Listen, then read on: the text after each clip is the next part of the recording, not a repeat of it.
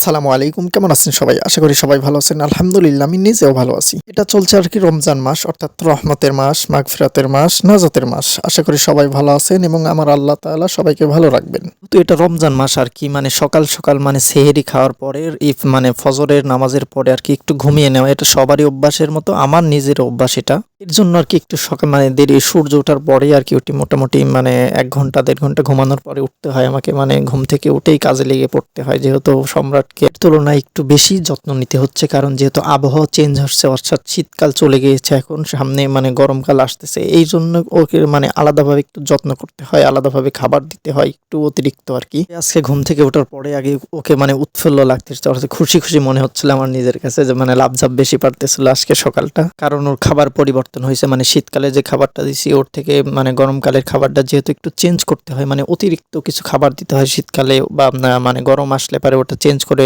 নতুন আবার অন্য খাবার অ্যাড করতে হয়। খাবারের পাশাপাশি মশা মাছির দিকেও আমাকে লক্ষ্য রাখতে হয়, যদি মশা মাছি নিয়ন্ত্রণে না থাকে তাহলে ও ভালোভাবে খাইতে পারে না, ঘুমাইতে পারে না, রেস্ট নিতে পারে না আর কি। মাছির দিকে সবাই লক্ষ্য রাখবেন, এটা নিয়ন্ত্রণে রাখার চেষ্টা করবেন, নাহলে কিন্তু অনেক সমস্যা হয়ে দাঁড়াবে আর কি। সেই মশা মাছির দিকে লক্ষ্য রাখবেন।